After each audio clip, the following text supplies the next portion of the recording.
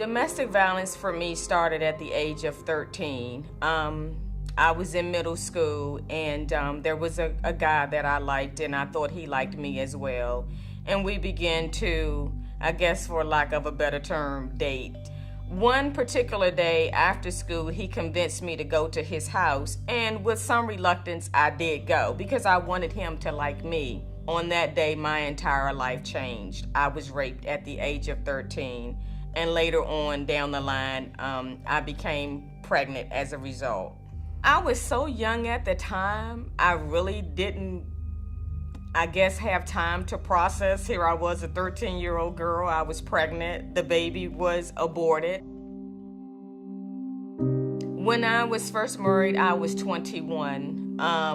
I dated the gentleman that I married, I dated for 3 years. I was 18. And he was in his early 20s. He was older and he had pretty much control over me. So I'm like, okay, well, I'm moving. And in the beginning, he would start off with just little, verbal abuse. You do what I say, tell me where you're going. I'll give you this pager. When I page you, you better get to a phone booth and call me back. And I was only basically allowed to, hang out with my family, my mom, my sister.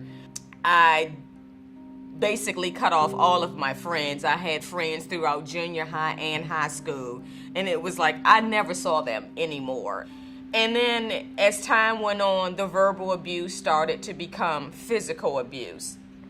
He would tug on me or hit me, push me in the middle of the head if I didn't do what he said. And I was always the type of person who would defend myself. So we would get into little tiffs, but he was a really big guy. So of course I was very afraid of him. And one day I sat in the bed and I begged him, I said, please kill me, because I would rather be dead than to live this way. Along with me being a victim, my only sister was also a victim as well. The odd thing is she and I, as close as we were, we never discussed our abusive relationships.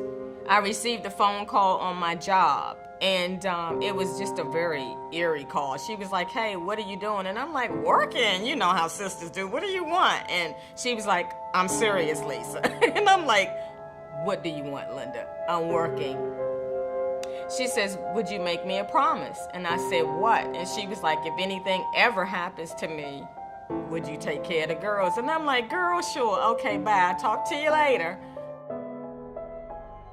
That night, July 18th, 1993, I was talking to my sister at 9 p.m. At approximately 9:15 p.m., she was dead. He shot her in the head 3 times at point blank range, but the bullets did not penetrate because the ammunition was faulty in the gun. He then, in turn, stabbed her 27 times in the upper torso, but he did not stop there. He also completely crushed her skull. He hit her in her skull with a metal pipe. She told me that she would call me back, and she never called me back. I never heard from my sister again, ever. The last time I saw her, she was in a casket. I live with that hurt even today because I never understood why she had to lose her life. I always was the one who said I had nothing to live for. I wanted to die. I didn't want to be in the pain and agony that I was living with on a daily basis. After my sister died, I died. I was just walking around, just a dead soul. But I always managed to keep a smile. You would never think anything was wrong with me. But also, I had a monster growing inside of me.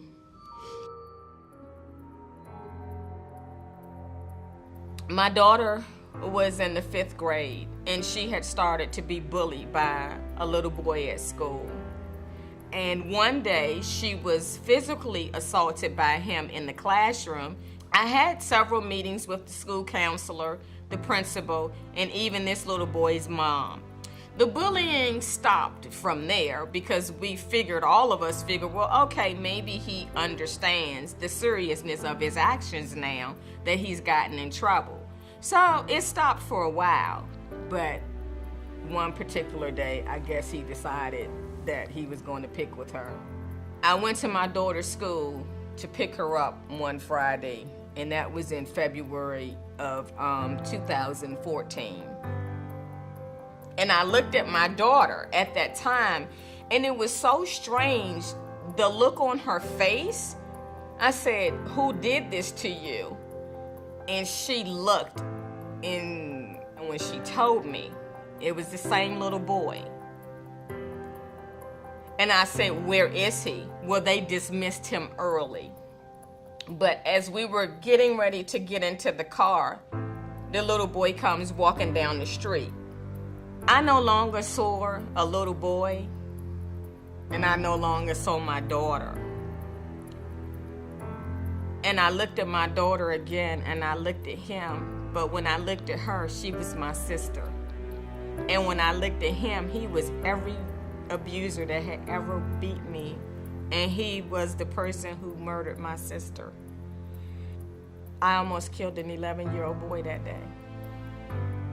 The only thing I remember being told is I had him dangling in the air with one hand, and I was holding on to his neck so tight that he started coming out of his clothes.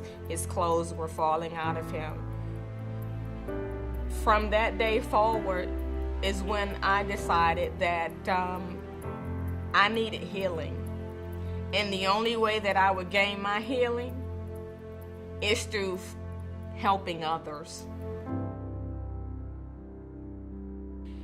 So I get this email one day from this lady named Queen Afee, and she's like, "Hi," introduced herself, and she says, "Milton's told me a little about you, and I have a show, and it's called Broken to Boldness, and this is your day that you're on my show." And I'm like, wait a minute, I would love to meet you too, and maybe we can sit down and talk. But that's how I began to share my story of my brokenness and coming into my boldness. And I started doing work with Queen Afee and domestic violence, wears many tags through the communities, going out to schools and speaking at churches, just sharing my story on social media, for lack of a better term, exposing myself.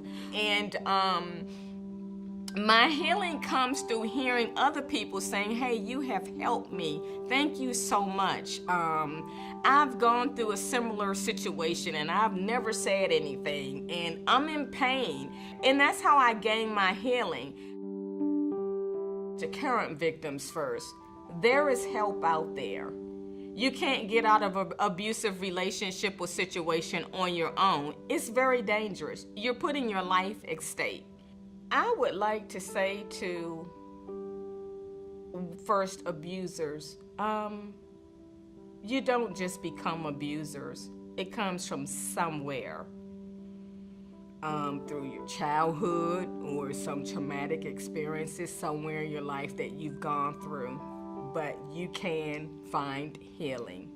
To survivors, gain healing through helping. Share your story. Don't be silent.